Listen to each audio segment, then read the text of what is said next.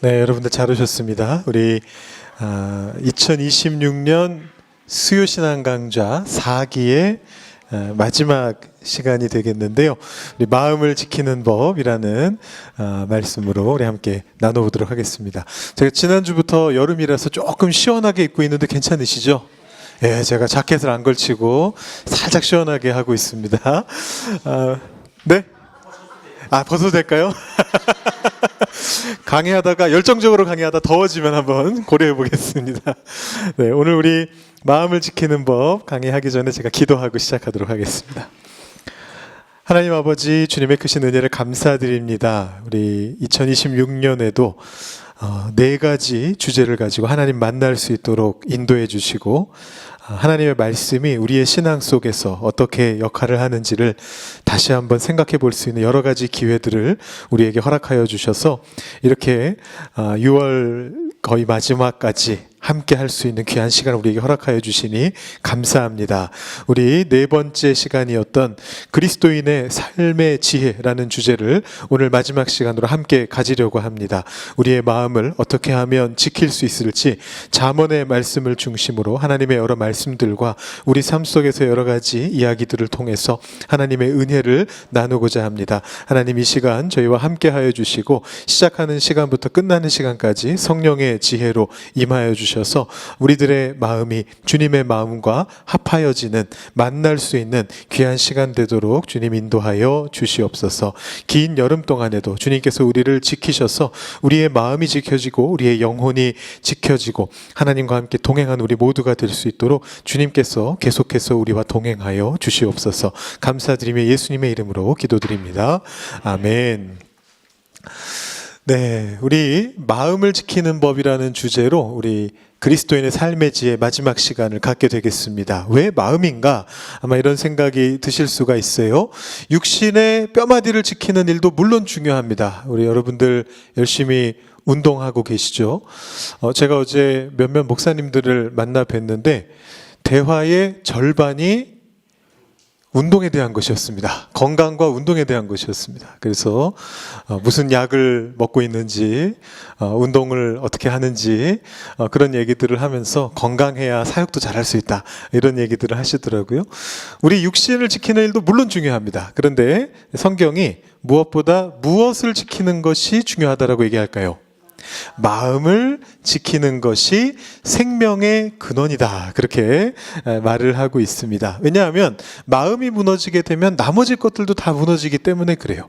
육신도 무너지게 되고 관계도 무너지게 되고 신앙도 무너지는 그런 일들이 생겨나게 되기 때문에 그렇습니다. 잠언 4장 23절 말씀에 이렇게 말씀합니다. 모든 지킬 만한 것 중에 더욱 내 마음을 지키라. 생명의 위에 나와 있죠? 근원이 이에서 남이니라, 그렇게 이야기를 하고 있습니다. 이 말씀을 더 정확하게 이해하기 위해서는 히브리 사람들이 마음을 어떻게 생각했는지를 좀 알아보실 필요가 있습니다. 이 마음이라고 하는 단어는 원어로는 레브라고 읽습니다. 레브. 히브리어가 이렇게 크게 나온 건 처음 보시죠? 히브리어입니다. 어떻게 읽느냐 하면 여기 읽기 편하라고 아예 색깔도 맞춰놨네요. 이 L 사운드가 이거고요. 이게 B에 해당하는 글자고 히브리어는 이렇게 읽죠, 옆에서. 그리고 이게 모음을 뜻합니다. 레브, 이렇게 읽는 건데요. 이 레브라고 하는 거는 원래는 무엇을 의미하느냐 하면 심장을 의미합니다. 네, 원래는 심장을 의미해요. 근데 이 히브리어는 고대 언어이기 때문에 오늘날처럼 단어가 많이 발달한 언어가 아닙니다. 그래서 하나의 단어가 여러 가지 의미를 뜻했습니다. 히브리 사람들은 이 심장으로부터 마음이 나온다라고 그렇게 생각을 했어요. 그래서 오늘날 현대적인 생각처럼, 물론 현대적으로 봐도 심장이 매우 중요한 근원이죠. 심장으로부터 피가 뿜어져 나와서 온몸을 돌고 다시 심장으로 들어가기 때문에 이 현대적인 의학적인 기준으로 봐도 심장이 모든 것의 출발점인 게 맞습니다만, 이 당시 사람들이 생각한 이 마음이라고 하는 건 어떤 거냐면 오히려 이런 겁니다. 물의 근원, 생수의 근원, 어떤 우리 마음속, 우리 사람이라고 하는 인격체 속에서 근원적인 힘이 나오는 곳, 그곳이 바로 심장이고 마음이에요. 근데 만약에 이 물이 이렇게 흘러서 졸졸졸 흘러가지고 강이 돼서 이제 흘러 넘치는 거 아닙니까? 이게 우리의 육신이고 우리의 영혼이고 우리의 삶인데, 이 삶에서 첫 수원지 부분에 오염이 생겨나면 어떤 일이 벌어질까요? 물 전체가 다 오염되는 거죠. 그러면 이제 못 먹는 물이 되는 거예요. 그래서 말씀에서 이렇게 이야기하는 거예요. 모든 지킬 만한 것 중에 만약에 딱 하나만 지켜야 된다면 어디를 지켜야 되느냐? 마음을 지켜야 된다. 심장을 지켜야 된다. 다른 부분이 오염되는 거는 어떻게든 해결할 수가 있는데, 심장이 오염되면, 마음이 오염되면 그 사람 전체가 무너지기 때문에 그 마음을 꼭 지켜야 된다. 생명의 근원이 거기에서 난다라고 그렇게 이제 이야기를 하고 있는 거죠.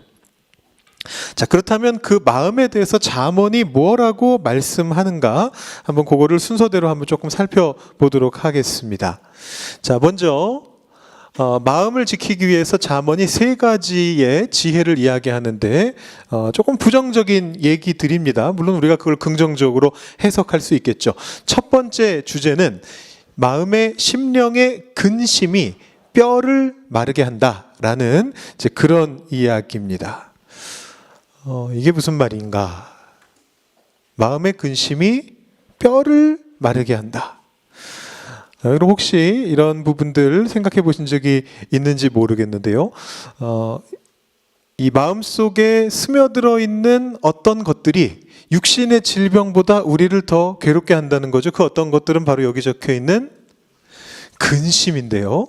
자, 이 근심이라는 것을 없앨 수 있는 긍정의 마음가짐이 필요하다라는 거예요. 예전에 어떤 분이 이 긍정의 힘이라는 것을 이야기한 적이 있습니다. 기독교 목사님이셨는데 긍정의 힘이라는 것을 이야기해가지고 아주 오랫동안 공전의 히트를 기록한 적이 있었어요. 그런데 나중에 조금 문제가 됐습니다. 그 긍정의 힘이라는 게 과연 기독교적인 관점이 맞는가? 기독교적인 관점이 맞는가? 그냥 무조건 긍정적인 게 좋다라고만 이야기한다고 해서, 낙관적으로 생각한다고 해서 그것이 하나님께로 갈 수 있는 길이 되는가? 라는 질문이 생겼을 때 조금 문제가 발생했었습니다. 그런데 우리가 여기서 주의해야 되는 것은 이 긍정의 지혜라고 하는 것이 무조건적으로 하나님께 나아갈 수 있는 유일한 길이다, 이런 개념이 아니고요. 우리의 마음을 지키기 위해서 꼭 필요한 것이다 라는 그런 얘기입니다. 그래서 어떤 경우까지 포함되느냐 하면, 억지 웃음이라 할지라도 마음을 즐겁게 유지하는 것이 부작용 없는 최고의 양약이다. 우리 잠언 말씀에 양약이란 말이 굉장히 많이 나오죠. 우리 계속해서 이 양약이란 말을 보고 있습니다. 잠언 말씀 보시면요, 17장 22절에 이렇게 이야기합니다. 마음의 즐거움은 양약이라도 심령의 근심은 무엇을 마르게 할까요? 뼈를 마르게 한다. 그렇게 이야기를 합니다. 마음의 즐거움은 양약이다. 자, 비슷한 말씀이 또 있습니다. 마음의 즐거움은 어디를 빛나게 할까요? 여기서는 얼굴입니다. 얼굴을 빛나게 하여도, 웃는다는 얘기죠. 마음이 즐거운 사람은 얼굴빛이 환하게 빛난다는 얘기죠. 마음의 근심은 무엇을 상하게 하겠습니까? 예, 심령을 상하게 하느니라, 그렇게 이야기를 하고 있습니다. 억지 웃음이 도움이 되는가? 일단은 과학자들, 의학자들이 밝혀낸 바에 따르면 도움이 된다 그러죠. 우리의 뇌가 생각보다 그렇게 똑똑하지가 않대요. 우리의 뇌가, 사람이 이렇게 자기가 웃고 있으면 즐거운 상황이라고 인식한대요. 근육이 웃는 모양으로 이렇게 올라가 있으면 그 상황을 즐거운 상황이라고 내가 인식한다 그럽니다. 그래서 억지로 웃더라도 그 웃음이 조금씩 우리의 마음속을 치유하는 효과가 있다 그래요. 물론 정말 즐거워서 웃는 것보다 못하겠지만, 그런 웃음이라도 안 웃는 것보다는 훨씬 낫다라는 거를 밝혀냈는데, 훨씬 수천 년 전에 하나님의 말씀도 그것을 이야기하고 있습니다. 자, 그래서 제가 여러분들께 한번 억지 웃음을 웃으실 수 있도록 뭔가를 하나 준비해 봤는데 여러분 너무 잘 아시듯이 제가 이렇게 막 오버해서 사람을 막 웃기고 이런 걸 못 하거든요. 그래서 제가 직접 하지는 않고 남의 걸 하나 가져와 봤습니다. 제가 미리 억지 웃음이라고 말씀드렸는데, 요즘 젊은 사람들 사이에 유행하는 이 코미디 스타일이 어떤 스타일이냐면, 여러분들은 보통 옛날에 어떤 코미디 주로 보셨습니까? 웃으면 복이 와요. 뭐 이주일 씨 뭐 이런 분들 나오시던 때죠. 예, 그분들 저기 주로 슬랩스틱 코미디, 몸 이렇게 막 쓰러지고 이러면서 이제 웃기시는 그런 시대였는데, 이제 시대가 바뀌면서 개그도 조금 막 내용이 있는 개그로 바뀌어갔어요. 그래서 막 내용이 아주 웃기고 그래야 웃는 개그로 바뀌어갔는데, 최근에 유행하는 게 어떻게 보면 다시 옛날로 돌아가는 것 같아요. 그냥 뭐 많이 생각하지 않고 내용이 웃겨서 웃기는 게 아니고 그냥 웃기다고 하니까 웃는 약간 그런 식의 억지 웃음이 많이 늘어나고 있는데, 그거를 요즘 젊은 세대들은 뭐라고 표현하냐면 기세로 웃긴다 이런 말을 씁니다. 혹시 들어보셨어요? 기세로 웃긴다. 내용이 하나도 안 웃긴데 이 앞에서 하는 사람이 너무 당당하게 그걸 하는 거예요. 내용 자체는 별로 웃기지가 않은데 앞에서 하는 사람이 웃기지 하면서 하도 당당하게 하니까 어이가 없어서 피식 웃어주게 되는 그런 웃음이 요즘 유행하고 있습니다. 제가 그 하나를 보여드릴게요. 요즘 젊은이들은 도대체 뭘 보고 웃나. 저도 이제 그 MZ세대보다는 조금 나이가 들어서 그런지 저도 이걸 보면서 대충 어디서 웃어야 될지 잘 감이 안 오긴 하더라고요. 근데 다 끝나고 보니까 조금은 웃게 됐습니다. 요즘 그 개그 콘서트라는 프로그램에 가장 인기가 있어서 가장 길게 방영하는 코너인데, 심곡파출소라고 하는 코너인데 여러 사람이 나오는데 그 중에 한 팀을 한번 보시겠습니다. 중간에 보면 본인들이 자기 입으로 얘기합니다. 우리는 기세는 좋은데 웃기지는 않아, 이런 얘기를 자기 입으로 자학 개그로 말하는 장면이 나옵니다.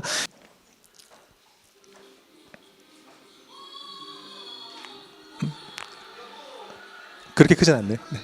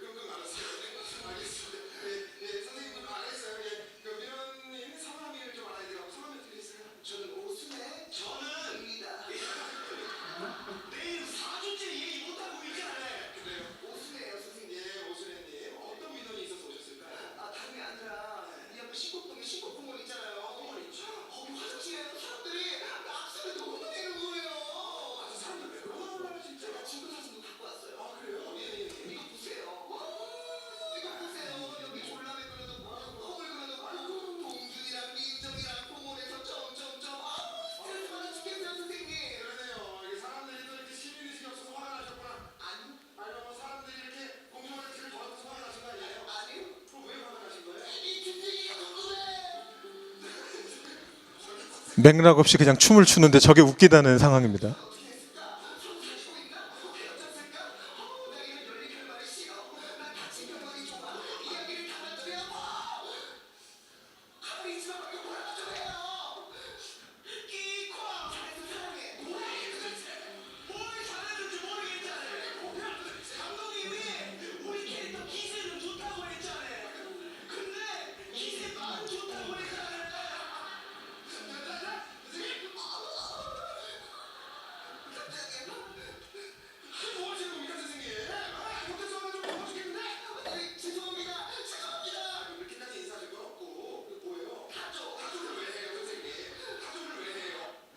이런 느낌입니다. 어디서 웃으셔야 될지 감이 오셔요?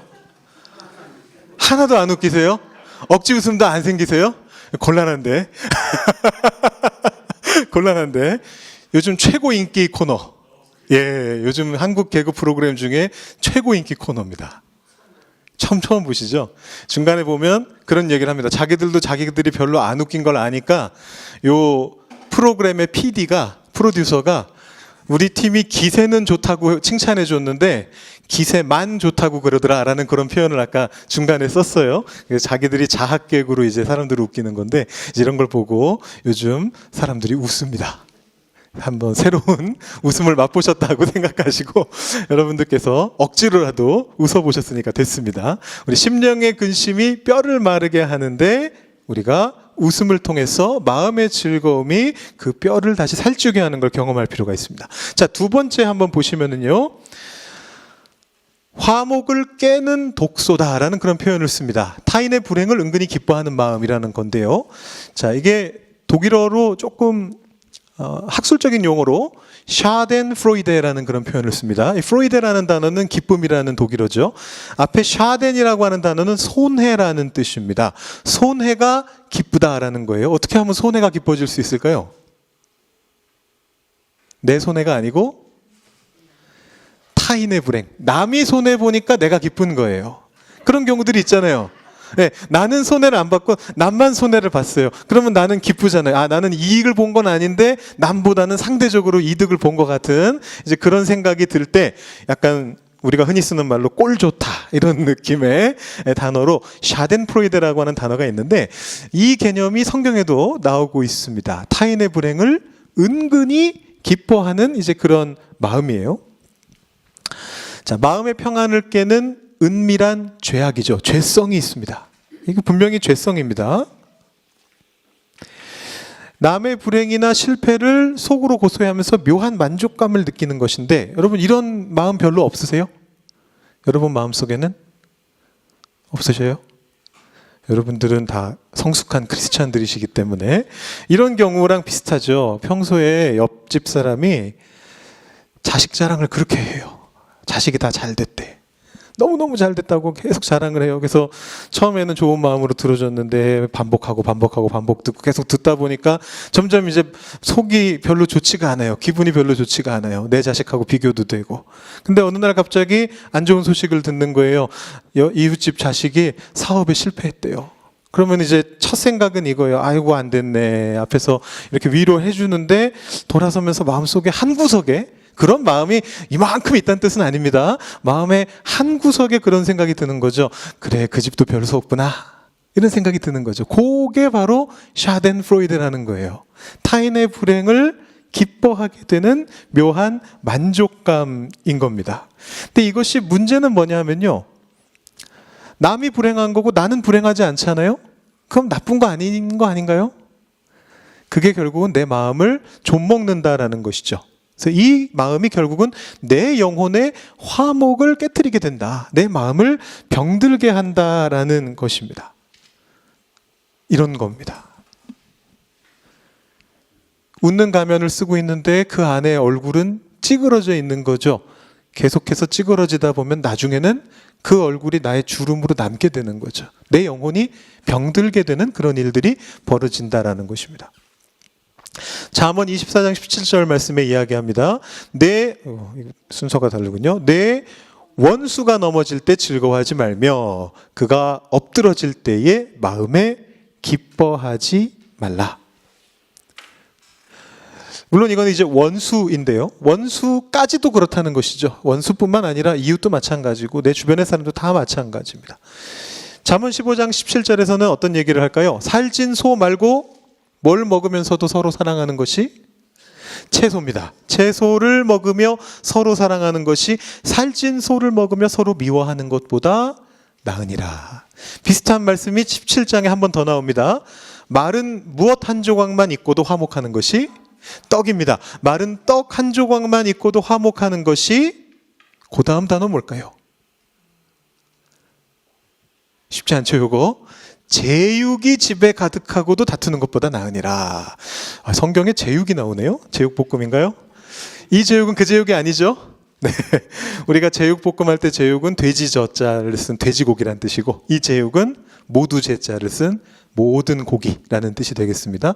고기가 가득가득한 집에 살면서도 다투는 것보다 마른 떡 한 조각만 있고도 화목하는 것이 낫다라고 그렇게 이야기를 합니다. 그래서 우리의 마음이 서로 미워하거나 다투거나 남의 불행을 즐거워하거나 그런 것보다는 자기 스스로의 마음을 지키는 쪽을 택할 필요가 있다라는 이제 그런 말씀을 전해줍니다. 그래야 내 영혼의 화목도 깨지지 않을 수가 있습니다. 또 하나 약간 비슷한 거가 될 수도 있는데 세 번째 주제는요.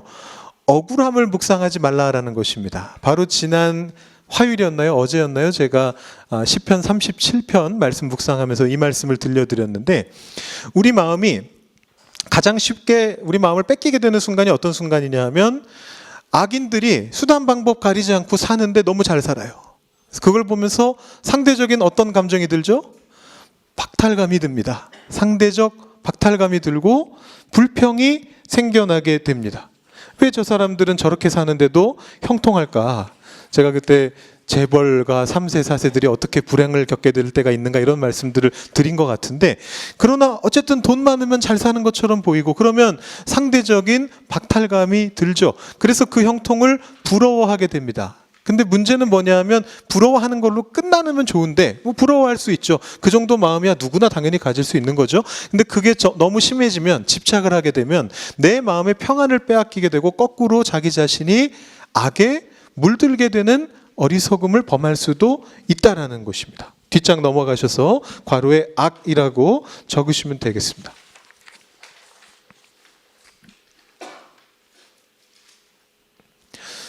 지난주에 보여드렸던 것과 비슷한 그림인데요. 그때는 이제 게으름에 대한 이야기를 하면서 우리 게으르면 잡초가 이렇게 뒷마당에 퍼지게 된다는 말씀을 드렸는데, 오늘은 약간 다른 관점에서 보겠습니다. 여러분, 잡초의 가장 큰 특징이 뭔지 아세요? 잡초. 왜 이름이 잡초일까요? 쓸데가 없으니까. 그렇죠. 쓸데가 없어서 잡초인데 또 하나 큰 특징이 방금 말씀하신 대로 생명력은 또 끈질긴 게 잡초입니다. 그죠? 쓸데는 없는데 너무 잘 자랍니다. 여러분, 혹시 잡초에게 거름 줘보셨어요? 잡초에게는 거름을 줄 필요가 없습니다. 안 줘도 알아서 잘 자라죠. 그죠? 굉장히 잘 자랍니다. 근데 우리 인간한테 필요한 열매를 만들어내는 그런 나무들은 거름을 주지 않으면 잘 안 자라죠. 그리고 자라게 되더라도 천천히 자랍니다. 언제 결과가 나올지 모릅니다. 그러나 인내하면서 끝까지 그렇게 거름을 주면서 기르면 정말로 먹을 것들이 가득히 자라나는 그런 나무가 될 수가 있습니다. 성경이 이야기하는 악인의 형통은 마치 잡초들이 번성하는 것과 비슷해요. 하나님께서 인생의 후반부에, 어쩌면 저 세상에서, 이후의 삶에서, 혹은 그 어떤 하나님만이 아시는 차원 속에서 이 형통한 악인들을 어떻게 하실 것인가? 반대로 지금은 형통해 보이지 않으나 걸음을 열심히 주면서 자라가고 있으나 그 뒤에 어떤 결과가 올까? 하나님은 어떤 결과를 계획하고 계시는가를 볼 줄 아는 눈이 있으면 그것이 이제 성경이 말하는, 잠언이 말하는 지혜가 됩니다. 그래서 말씀에서 이렇게 이야기합니다. 24장 1절 말씀 보시면, 너는 악인의 형통함을 부러워하지 말아라. 그와 함께 있으려고 하지도 말아라. 물들게 된다라는 것이죠. 네. 형통함을 그냥 부러워하고 끝나면 모르겠는데 그 다음 단계는 나도 그렇게 돼야겠다라는 생각이 자동으로 들게 되기 때문에 금묵자흑이라고, 근처에도 가지 말아라, 그렇게 이야기합니다. 자, 우리 어제 봤던 시편 말씀입니다. 이 시편도 지혜시기 때문에 잠언은 아니지만 제가 이 안에 넣어봤는데요. 악을 행하는 자들 때문에 불평하지 말며 불의를 행하는 자들을 어떻게 하지 말라고 했죠? 시기하지 말지어다. 네, 그렇게 말했습니다. 시편의 지혜시가 여러 개 더 있는데 그 중에 또 하나는 73편입니다. 우리가 앞으로 좀 지나서 보게 될 텐데, 여기에도 아삽이라고 하는 유명한 시인이 비슷한 말을 합니다. 시기와 비슷한 단어가 여기 들어가는데요. 나는 거의 넘어질 뻔하였고 나의 걸음이 미끄러질 뻔하였으니 이는 내가 악인의 형통함을 보고 오만한 자를 질투하였습니다. 이런 말씀이 나옵니다. 그러니까 이런 감정이 드는 건 어쩔 수 없어요. 사람이 살면서 당연히 그런 감정은 드는데 그걸 가지고 내가 넘어질 것이냐 넘어지지 않을 것이냐를 계속해서 생각할 필요가 있다라는 것이죠. 지금 세 가지를 말씀드렸는데 이 세 가지를 요약하면 어떻게 요약할 수 있느냐? 지금 세 가지가 무엇이었습니까? 처음에는 근심하는 것, 그 다음엔 어떤 것이었죠? 남의 불행을 기뻐하는 것, 그리고 세 번째는 악인의 형통을 시기하는 것. 이제 이런 것들이었거든요. 자, 이 세 가지는 모두 어떤 마음인가? 제가 괄호에 똑같은 말이 들어가기 때문에 둘 다 괄호를 쳤는데요. 한 번만 적으셔도 되겠습니다. 하나님이 주신 오늘의 감사도 좋으네요. 제가 감사를 생각 못했네요. 감사로 적으셔도 되겠습니다. 아니면 만족을 적으셔도 되겠습니다. 하나님이 나에게 주신 오늘 이 순간에 대하여 만족하지 못하고 감사하지 못하는 그런 마음이 자리 잡고 있습니다. 그러면 근심하게 되고요. 다가올 미래를 생각하면서 근심하게 되고요. 남을 보면서 좋아하거나 힘들어하거나 그런 감정들이, 비교하는 감정들이 내 안에 생겨나게 된다는 것입니다. 그러면 우리의 마음이 무너질 수밖에 없다. 마음을 지키지 못하게 된다. 그런 이야기를 합니다. 자, 그렇다면 이제 후반부로 한번 넘어가 보겠습니다. 여기까지는 약간 부정적인 것들이었어요. 내가 이런 잘못을 범하고 내가 이런 잘못을 범하고 잠언에서 말하고 있는 경고하는 상황들이었는데, 그렇다면 거기에서 벗어나기 위해서는 우리가 무엇을 해야 하는가? 자, 아삽을 아까 제가 잠깐 말씀드렸습니다. 시편 73편을 지은 인데요. 거기에서 아까 뭐라고 얘기했느냐면 나는 거의 넘어질 뻔했다. 이 악인의 형통을 보면서 그게 부러워서 시기 질투가 났기 때문에 나도 그렇게 됐으면 좋겠다는 마음이 들었다라고 그렇게 고백을 했습니다. 그런데 이 아삽이 그 위기를 어떻게 벗어났을까요?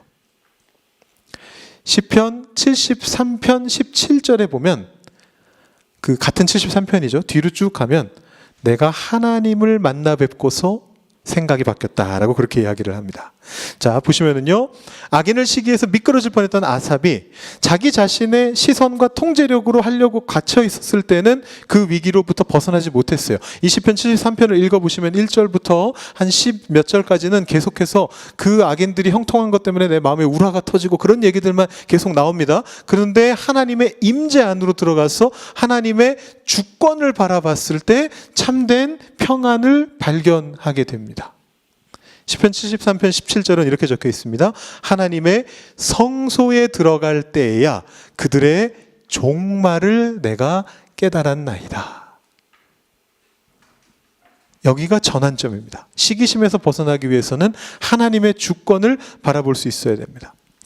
성소에 들어와서 내가 보지 못하고 있었던, 나는 밑에 어둠만 보고 있었는데 하늘로부터 하나님의 빛이 들어와서 내가 보지 못하고 있는 차원을 보여줄 때, 하나님의 차원을 보여주시게 될 때, 그때에 내가 깨달음을 얻게 됩니다. 악인의 저 형통함이 별게 아니구나 라는 것을 내 마음속에서부터 깨달아 알 수 있게 됩니다. 왜냐하면 하나님께서는 우리와 다른 차원에 계시기 때문이죠.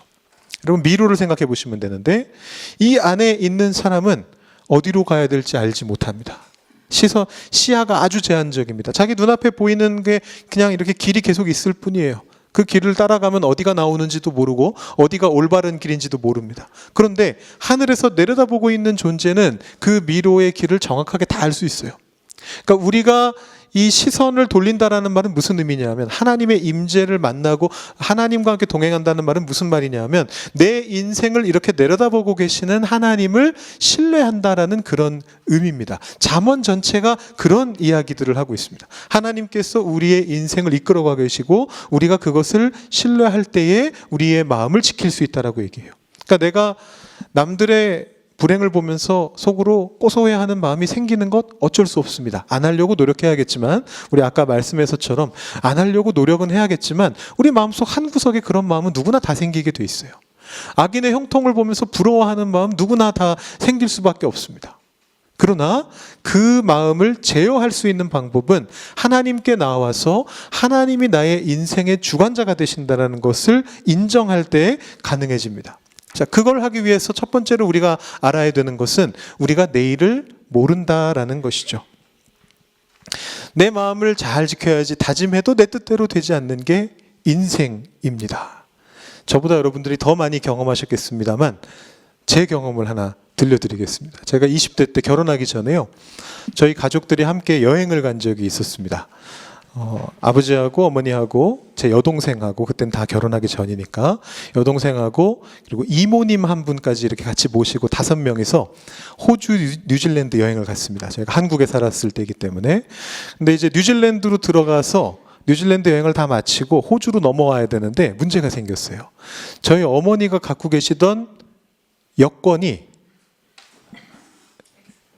뭐가 문제였는지 저도 지금 좀 옛날이라 기억은 정확하게는 안 나는데 제 기억으로는 조금 찢어진 데가 있었던 것 같아요. 아마 아니면 뭐 유효 기간이 애매했던 거나 둘 중에 하나인데 뉴질랜드를 입국할 때는 아무 문제가 없었는데 한국을 출국하고 뉴질랜드 입국할 때는 아무 문제가 없었는데 뉴질랜드를 출국하는데 거기서 잡혀버린 거예요. 이 여권으로는 너 출국 못 시킨다. 이렇게 된 거예요. 저희가 그때 갔던 여행이 패키지 여행이었거든요. 저희가 개인적으로 준비해서 간 여행이면 이제 뭐 숙소 바꾸고 이렇게 해서 하면 되는데 패키지 여행은 여러분 잘 아시다시피 다 같이 버스로 다니는 거잖아요. 그럼 저희 어머니 한 사람 때문에 여기 다 남을 수가 없는 상황인 거예요. 어떻게 했을까요? 일단 저희 어머니 한 분만 남겨두고 거기에 진짜로 거기 남겨두고 나머지 사람들은 다 비행기 타야 되니까 비행기 타고 호주로 넘어왔습니다. 그리고 현지의 여행사 직원이 도움을 주셔서 거기에 공항 근처 호텔 하나를 잡아주셔가지고 이틀인가 걸려서 대사관에서 긴급 여권 발행을 받고 그 후에 이제 호주로 오셔서 합류를 하셨어요. 근데 제가 그때 이제 젊은 어린 마음에 느꼈던 느낌이 뭐냐면 저희 어머니는 제가 어릴 때부터 완전 여장부 스타일이셨거든요.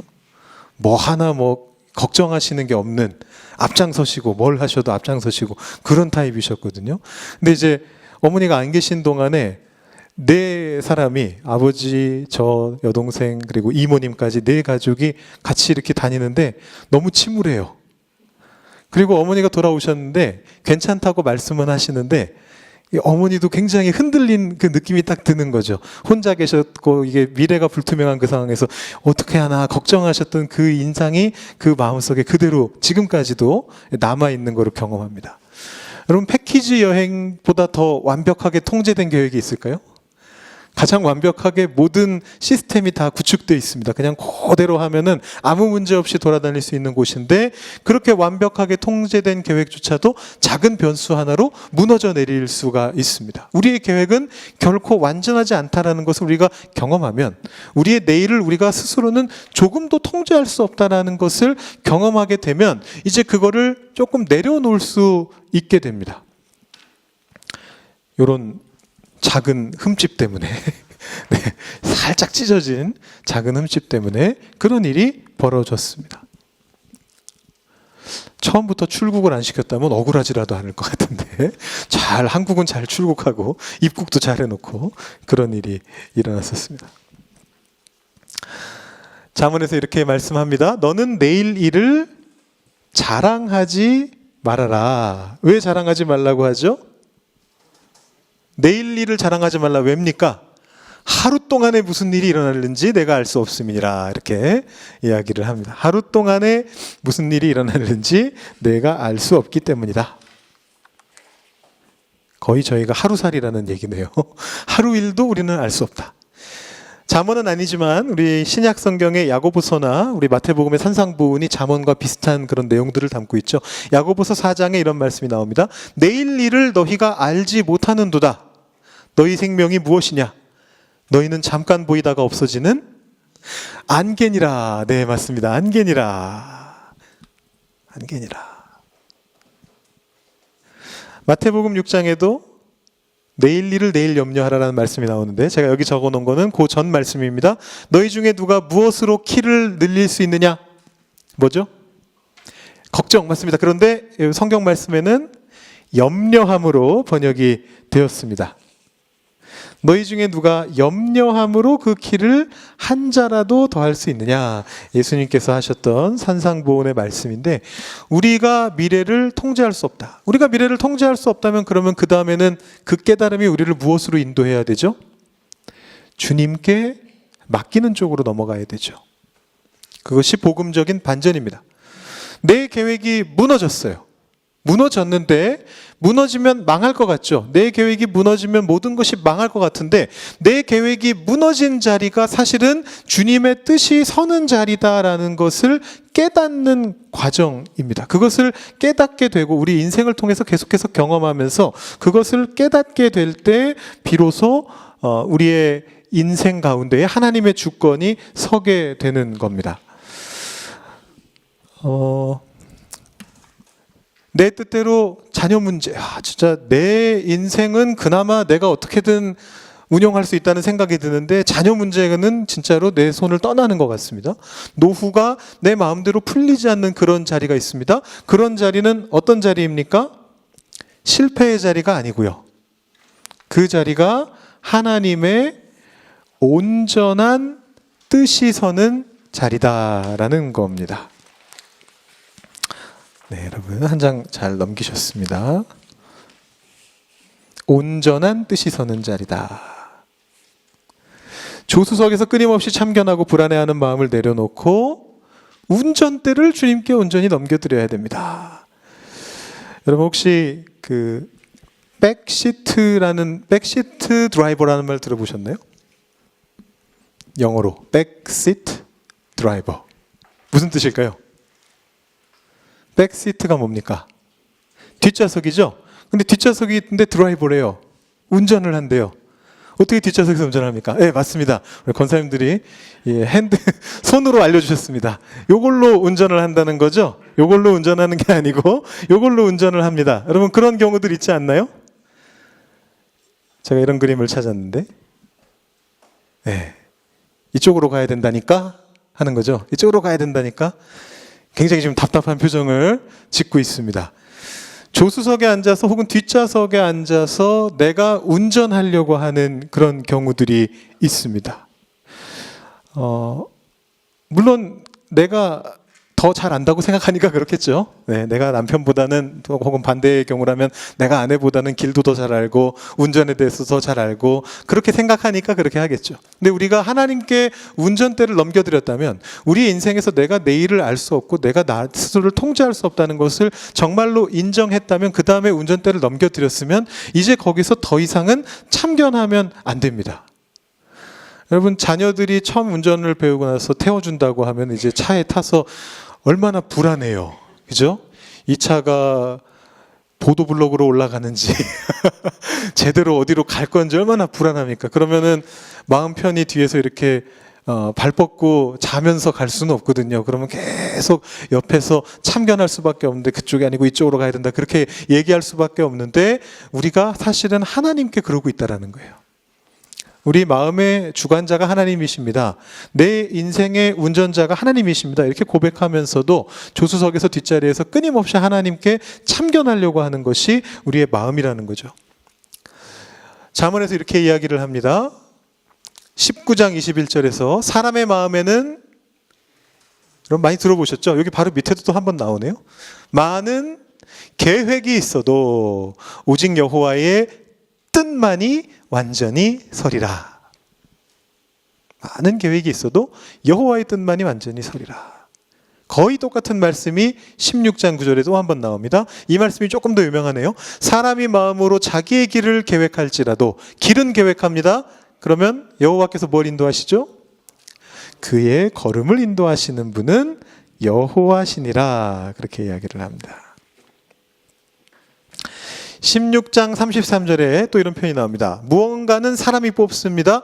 이를 작정하시는 분은 여호와입니다. 뭘 뽑을까요? 맞습니다. 제비는 사람이 뽑으나 모든 일을 작정하기는 여호와께 있느니라. 이렇게 이야기합니다. 굉장히 직관적인 비유죠. 제가 아까 여러분들께 알려드린 조수석 운전보다도 더 직관적인 비유가 성경에 이렇게 딱 나옵니다. 여러분 제비를 뽑는 건 사람입니다. 그죠? 뽑는 건 사람이에요. 근데 제비 뽑는 사람은 그 제비에서 뭐가 나올지를 아무것도 결정할 수 없어요. 거기서 아무리 고르려고 해봐야 뭐가 나올지 모르니까. 근데 그 모든 일을 작정하시는 분은 하나님이시다. 아주 직관적인 비유로서 그렇게 말씀을 하고 있습니다. 그래서 결과적으로 이 후반부의 세 개는 각각 떨어진 게 아니고 연결되는 건데요. 결과적으로 나의 명철을 내려놓고 참된 평안을 누리는 것이 마음을 지키는 가장 중요한 방법입니다. 아까 처음에 소개해드린 대로 내 안의 근심이나 남을 향한 시기 질투나 어떤 그런 것들을 내려놓는 것도 물론 중요하지만 그것마저 내 능력으로 안 될 때가 있는데 가장 핵심은 하나님께 나의 것들을 다 내려놓을 때 내 마음을 제대로 지킬 수가 있게 됩니다. 그래서 내 스스로 마음을 통제하려는 어떤 그런 것들을 다 내려놓고 처세술, 명철 이런 것들을 내려놓고 때로는 우회하고 멈추는 시간이 답답해 보일지라도 다시 한번 내 삶의 운전대를 하나님의 선하신 주권에 넘겨드리는 것이, 이렇게 완전히 항복하는 것이야말로 우리의 마음을 지키는 최고의 양약이 된다라고 그렇게 이야기를 합니다. 그래서 이 잠언 3장 5절 6절 말씀은 잠언의 핵심이고요. 우리 강의 전체의, 우리 사기 전체 그리스도인의 삶의 지혜 전체의 핵심이 되는 구절이에요. 너는 마음을 다하여 여호와를 신뢰하고, 그 다음에 뭘 해야 되죠? 너의 뭘 의지하지 말아라? 맞습니다. 명철을 의지하지 말라. 너는 범사의 그를 인정하라. 그리하면 내 길을 지도하시리라. 아멘. 바로 이 말씀이 우리 하나님께서 우리에게 주시는 마음을 지키는 가장 중요한 방법입니다. 이 자리에 계신 분들은 저의 과거에 있었던 일들, 제가 겪었던 일 중에 가장 힘들었던 한 사건을 제가 종종 몇 번 말씀드렸기 때문에 아마 대부분 기억하고 계실 것 같은데, 그래서 제가 다시 한번 그때 일을 좀 말씀드려야 될 것 같아요. 이 오늘 강의를 준비하면서 그때 일들이 다시 좀 생각이 나더라고요. 제가 한국을 떠나게 된 것은 공부를 하기 위해서였습니다. 유학을 나오기 위해서 준비를 했는데, 여러분도 아시다시피 제 아내도 지금 박사인데 같이 이제 공부를 준비했거든요. 그래서 한국에서 석사를 하고 이제 미국에 있는 꽤 유명한 대학교, 에모리 대학이라고 애틀랜타에 있는 대학입니다. 상당히 유명한 명문 대학 중에 하나인데, 거기 대학교의 그 신학교 석사 과정에 합격을 했습니다. 저도 합격했고 제 아내도 같이 합격을 했습니다. 그래서 이제 미국 비자를 준비하는데 제가 좀 어떻게 보면 쉽게 생각했던 것 같아요. 왜냐하면 가게 되는 학교도 좋은 학교고, 그 다음에 저도 가는 뿐만 아니라 제 아내도 같이 합격을 해서 같이 들어가잖아요. 이제 미국에서 주로 문제 삼는 게 어떤 경우냐 하면 한 명이 학교 비자로 들어오면서 가족들을 다 데리고 들어와가지고 그대로 눌러 앉아서 살까봐 굉장히 그런 부분들을 엄격하게 본다 그래요. 그래서 몇몇 분들이 옆에서 저한테 조언을 하기를, 두 사람 다 동시에 비자를 넣지 말고 한 명만 먼저 넣어라. 저부터 먼저 넣던가 아내부터 먼저 넣던가 한 명만 넣고 그 한 명이 먼저 들어간 다음에 다른 사람이 아이들까지 해서 다시 비자 신청을 해서 들어가는 게 좋다. 이렇게 이제 조언을 해줬는데, 그건 이제 한 명이 합격했을 때 얘기니까 저희는 두 명이 다 합격했고 학교에서도 괜찮다 그러고 우리가 이런 경우 많이 해봤으니까 걱정하지 말라, 학교에서 그렇게 얘기를 하면서 아이들 둘을 저한테 붙여서, 아내가 아니고 엄마가 아니고 아빠인 저한테 붙여서 이렇게 비자 신청을 넣었습니다. 근데 미국 비자를 받기 위해서 대사관에 들어갔는데, 이 대사관의 영사가 저랑 제 아내 둘이 갔죠. 아이들은 어리니까 두고 가고, 둘이 가서 딱 섰는데 몇 마디 안 하더니 너는 안 된다는 거예요. 그냥 질문 한 두 개인가 세 개 했을 거예요. 두 개인가 세 개를 하더니 너는 안 된다. 그리고 제 아내한테는 질문을 하나도 안 했는데 저 사람은 된다 이러는 거예요. 이유가 뭐냐 물어보니까, 제가 지금도 그렇지만 이 전형적인 한국식 영어를 배운 사람 중에서도 좀 그게 강합니다. 그래서 말을 잘 못해요. 한국 사람들이 대체로 그렇죠. 글을 쓰고 읽고 이러는 건 잘하는데 말을 잘 못해요. 근데 제가 또 좀 정보를 듣고 갔는데, 내가 이 어휘가 좀 안 좋으면 통역사 부르면 된다. 그 정당한 권리다라고 얘기를 해가지고 제가 영어로 아무것도 준비를 안 하고 그냥 갔는데, 통역사를 불러달라니까 너는 통역사를 부를 자격이 없다는 거예요. 왜냐하면 마스터 디그리 석사 과정으로 미국을 가는 사람이면 영어를 네 스스로 할 줄 알아야 된다 이러는 거예요. 그러면서 질문 두 개인가 세 개를 하고 제가 떠듬떠듬 하니까 탈락 이래버린 거예요, 그 자리에서. 그래서 이제 너무 황당하잖아요. 그래서 이제 학교에다 연락을 해가지고 이 사람이 우리 석사과정, 에모리 대학교, 좋은 대학교 석사과정 영어 수업 들을 수 있는 충분한 능력이 있다, 우리 학교가 보증한다, 이런 보증 메일까지 받아가지고 두 번째로 한 번 더 신청을 했습니다. 갔는데 이번에는 뭐라고 얘기하느냐 하면, 네가 재정적으로 충분히 서포트를 받고 있는지가 확실하지가 않아서 안 된다. 탈락을 했습니다. 두 번 탈락했잖아요. 보통은 두 번 정도 미국 비자 거절을 당하면 안 하는 게 좋다 그래요. 안 그러면 블랙리스트로 들어간다 그러더라고요. 근데 저는 그때 너무 억울해가지고 한 번 더 신청을 했습니다. 한 번 신청할 때마다 3주씩 텀이 있거든요. 3주 뒤에 또 한 번 가서 신청을 했습니다. 그랬더니 이번에는 두고 가래요. 자기들이 검토를 해보겠대요. 바로 주지도 않고 바로 안 된다고도 안 하고 두고 가라 그래요. 그래서 이번에는 조금 가능성이 있나 그러고 왔더니만 나중에 집으로 왔습니다. 탈락, 불합격. 이유는 뭐냐? 네가 한국으로 다시 돌아올 수 있다는 보장이 없다. 이유가 또 바뀐 거예요. 네가 한국에 다시 돌아온다는 보장이 없다. 그래서 뭐 이미 믿져야 본전이 돼서 제가 한 번 더 신청을 했습니다. 4번째 신청을 했더니 저를 담당한 영사가 뒤로 물러나더라고요. 그리고는 뒷문이 이러고 쓱 열리더니 웬 할아버지가 나왔어요. 아마 제가 볼 땐 무슨 총영사나 대사는 아니고 조금 더 높은 사람인 것 같아.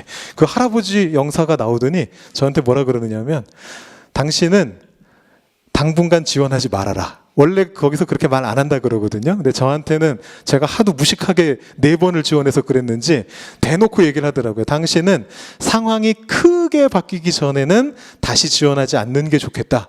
이유가 그거였어요. 다른 이유 하나도 안 되고 그런 이유를 대더니 저보고 그만 지원하라고 하더라고요. 근데 제가 정말 나중에 알게 됐는데 그때 당시에는 왜 그랬는지를 정말 몰랐고요. 진짜 내 영어가 안 돼서 그랬나, 진짜 내 뭐가 문제가 있어서 그랬나 이러면서 스스로를 막 탓하기도 하고 그랬었는데 나중에 알고 보니까 그 당시 미국 대사가 그 한인 2세인 분이 오셨는데 LA에 오래 계셨던 분인데 그분이 하도 한국 사람들의 상황을 잘 알아서 특히 한국인 목사들이 이 불법 이민하는 모습을 너무 많이 봐가지고 그때 당시에 지침을 내렸대요.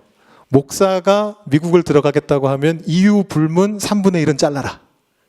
나중에 들었습니다. 한참 나중에 들었습니다. 일정 비율을 주고 뭐 정확히 3분의 1인지는 모르겠는데 일정 비율을 주고 목사가 미국 비자를 받으려고 하면 이유 불문 일정 비율은 무조건 불합격시켜라. 이런 이제 지침을 내렸다는 얘기를 한참 나중에 들었습니다. 그래서 그때 당시에 한 신학교 교수님도 탈락하셨었어요. 미국에서 박사 받고 한국에서 교수하시는 분이 학회 참석하겠다고 그랬는데 안 된다고 그래가지고 그분이 화나서 그분은 2번째 신청 때 이제 내가 누군데 뭐 이렇게 하셔가지고 되시기는 했어요. 근데 뭐 그런 일들이 있던 시기였는데 그리고 나서 제가 한 3년 정도 굉장히 힘든 시기를 보냈습니다. 왜냐하면 저는 여러분들이 보실 때 제가 그런 사람으로 보이는지 잘 모르겠습니다만 약간 엘리트 길을 좀 걸어온 사람이에요. 어릴 때부터 쉽게 말해서 모범생으로 이제 자라왔고 뭐 대학을 뭐 재수한다거나 뭐 신대원을 뭐 늦게 들어간다거나 이런 게 일체 없이 그냥 나이대가 되면 뭐 좋은 학교 가고 뭐 좋은 신학교 가고 그냥 좋은 그 교회에서 일하고 그냥 그렇게 쭉 좋은 길들을 따라갔던 사람이었어요. 근데 제가 인생에서 경험했던 첫 실패였는데 어떻게 보면 그 실패를 엄청나게 센 걸로 당한 거죠. 왜냐하면 미국을 유학 가려고 하는 사람한테 미국 비자 블랙리스트에 올랐다라는 얘기는 무슨 얘기냐? 유학을 포기해야 된다는 뜻이랑 거의 똑같은 얘기잖아요. 그래서 3년 동안 굉장히 고생을 많이 했습니다. 그때 이미 교회는 그만뒀고 이제 여름이면 나가야 되니까 교회는 이미 그만뒀고 근데 새로 교회에서 사역을 시작하려고 보면 교회도 계획이 있잖아요. 어떤 교역자가 오면 적어도 1년, 2년 최소 2년 이상 이렇게 같이 일해주기를 바라는 거고 근데 제가 다음에 여름에 나갈 계획이 있는데 그걸 숨기고 지원해도 문제인 것 같고 그걸 알리고 지원해서 될 것 같지도 않고 그래서 처음에는 내년에 나갈 거니까 생각했는데 그 유학이 계속해서 늦어지면서 캐나다 유학도 계속해서 늦어지면서 3년 동안 약간 밑바닥을 경험하는 이제 그런 시간들이었습니다. 뭐 육체 노동을 하고 거의 그런 일들을 하면서 단기 알바 여러분 혹시 들어보셨는지 모르겠는데 알바 천국이라고 들어보셨는지 모르겠는데 이 한국의 앱이에요. 거기에 여러 알바가 올라오면 거기서 뭐 명절 선물 나르기 뭐 이런 것도 하고 여러 가지 일들을 하면서 자녀들을 먹여 살리기 위해서 일했던 이제 그런 시기를 한 3년 정도 경험하면서 제가 어떤 마음을 알게 됐느냐 하면 인생의 계획이라고 하는 것이 정말로 내 뜻대로 되는 건 하나도 없는 거구나. 지금까지는 하나님이 이끌어 주셔서 아니면 운이 좋아서 그렇게 왔던 것이고 막히려고 맘먹으면 정말 엉뚱한 데서도 이렇게 막힐 수가 있는 거구나. 상상도 할 수 없었던 데서도 이렇게 막힐 수가 있는 거구나. 그러면서 1년, 한 달, 하루를 어떻게든 앞서 보려고 바둥바둥 그렇게 하는 것이 얼마나 무의미한 것인가라는 거를 이제 깨닫는 그런 시간이었습니다. 그 경험을 하고 나서 이제 캐나다 비자를 받고 밴쿠버로 와서 석사 공부를 하고 이제 토론토로 넘어와서 이제 박사 공부를 하다가 현재는 중단한 상태인데, 그렇게 오게 되면서 지금 제가 고백할 수 있는 거는 다른 거는 아닙니다. 만약에 제가 지금 고백하면서 하나님께서 그래서 결과적으로 성공하게 해주셨습니다, 이렇게 고백한다면 그것도 아니고요. 제가 지금 깨닫게 된 것은 무엇이냐면, 하나님을 어느 순간이나 내 계획이 아니라 하나님의 계획을 붙잡는 그 마음이 반드시 우리한테 있어야 되는구나. 그거를 그때 가장 제 마음속에 완전히 깨달을 수 있었던 그런 시간인 것 같아요. 그래서 그 시간 이후로 이제 겪었던 모든 문제들 속에서는 제가 몸이 너무 안 좋아가지고 한국으로 들어가야 되는 그런 상황들도 있었고, 여러분들 너무 잘 아시는 그 아픔들 때문에 또 사역 쪽에서도 여러 가지 일들이 일어났지만, 그 과정들 속에서 계속해서 버텨낼 수 있었던 이유는 하나님이 갖고 계신 계획이 있고, 내가 그 하나님을 의지하면서 살아가는 것이 옳다라는 그 믿음이 있기 때문에 제가 그 길을 걸어올 수 있지 않았나라는 그런 생각을 합니다. 그래서 오늘 이 마무리를 하면서 제가 이 말씀을 좀 다시 꼭 드리고 싶다는 생각이 들어서 좀 길지만 제가 자세하게 말씀을 드렸습니다. 네, 마음을 지키는 것, 여호와를 신뢰하는 것입니다. 마음을 다해서 여호와를 신뢰하고 내 명철을 의지하지 않고 하나님을 인정하는 그 길을 여러분들께서도 계속해서 걸어가실 수 있으면 좋겠습니다. 자, 우리 내려놓는 마음을 그림으로 한번 표현해 봤고요. 실습을 한번 해보려고 하는데, 여러분 보시면 거기에 두 칸이 있습니다. 하나는 투두 리스트입니다. 여러분 투두 리스트라는 말 들어보셨죠? 그 스마트폰 같은 데도 적는 칸이 있습니다. 투두 리스트. 지금부터 내가 해야 되는 일들을 적는 칸인데, 뭐 짧게 적을 때는 하루에 해야 될 일 적으시는 분들도 있고, 또 어떤 분들은 앞으로 1년 동안 꼭 이것만큼은 해야겠다 이런 것들 적으시기도 하고, 해야 될 일의 리스트입니다. 그런데 그것을 제가 이렇게 정리해 봤어요. 내가 쥐고 있는 계획이고 어떻게 보면 근심인 것들, 뭐 내 자녀 결혼시키기라던가 뭐 여러 가지 있죠. 그런 나의 투두 리스트를 한번 여기다가 뭐 3개 다 안 적으셔도 되니까 한번 적어보시기 바랍니다. 그리고 그 위에 X자를 긋지 마시고 X자 대신에 십자가를 그어주시기 바랍니다. 예, 그 문제와 근심을 십자가로 덮는 그런 일을 하시는 겁니다. 적으신 후에 십자가로 지워버리셔야 돼요. 그리고 나서 옆에 하나님께 신뢰로 맡겨드리는, 내 집착을 내려놓고 하나님께 신뢰로 맡겨드리는, 뭐 기도문으로 적으셔도 되고 to trust list라고 제가 이름을 붙여봤습니다. 신뢰하기 위한 계획, 신뢰 리스트라고 제가 적어봤는데, 그 부분에 그 신뢰로 맡겨드리는 기도를 짧게 한번 적어보시는 그런 실습을 하면서 오늘 전체 마무리를 해보도록 하겠습니다. 잠깐 시간 드릴게요. 지금 한 5분 정도만 드려도 괜찮겠죠? 한번 적어보시고 십자가를 꼭 그으시기 바랍니다. 네, 다 적어보셨습니까? 우리 신뢰로 맡겨드리는 기도는 혹시 아직 다 못 적으셨다면 이제 마무리하시고 나서 조금 천천히 적으셔도 되고요. 꼭 하셔야 되는 거는 뭐냐면 요겁니다. 십자가는 다 그리셨죠? 예, 본인의 계획 위에다가 십자가를 크게 덮으셨으면 그것으로 충분합니다. 오늘 저희 프린터가 좀 말썽이어가지고 십자가로 덮기 전에 이미 막 잉크가 덮여 있는 것 같긴 한데, 거기에 십자가를 크게 덮어주시면 되겠습니다. 예, 전체 마무리입니다. 우리 4주 동안 지혜 어떤 것인가, 말 우리가 어떻게 해야 할까, 재물을 우리가 어떻게 받아들여야 되는가, 우리 마음을 어떻게 해야 되는가 배웠는데요. 사실 잠언이 우리에게 가르친 건 결국은 내가 붙들고 있는 것들을 조금씩 내려놓으면서 조금씩 더 하나님을 신뢰하게 되는 것, 더욱 신뢰한다는 게 그런 것이죠. 지금보다 더, 내일 조금 더, 어제보다 오늘 조금 더 하나님을 더 신뢰하게 되는 것이 바로 잠언이 말하는 지혜로운 삶입니다. 금세 쓸모가 없어지는 것 아니라 내가 쓸모없는 피조물, 한계가 있는 피조물이라는 것을 인정한 채로 하나님께 우리의 마음을 맡기면서 지혜의 길을 걸어가실 수 있는 여러분들 되실 수 있기를 축복합니다. 제가 기도하고 마치도록 하겠습니다. 하나님 아버지 감사합니다. 그리스도인의 삶의 지혜, 우리 잠언을 통하여서 우리의 삶 속에서 우리가 어떻게 지혜로워질지, 우리의 말을 어떻게 사용해야 할지, 재물을 어떻게 모으고 어떻게 써야 할지, 마음을 어떻게 지켜야 할지 배울 수 있는 시간들을 우리에게 허락하여 주시니 감사합니다.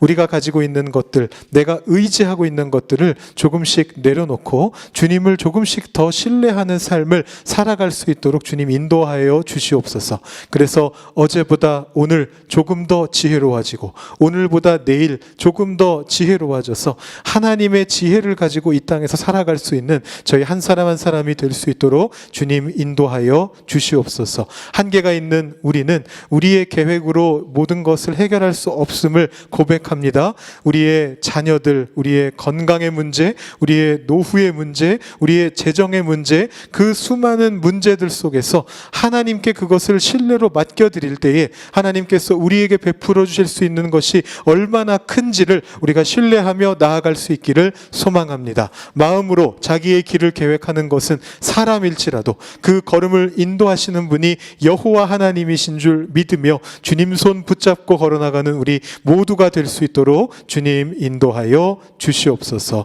돌아가는 발걸음도 똑같이 주님께서 지켜주실 것을 믿으며 예수님의 이름으로 기도드립니다. 아멘.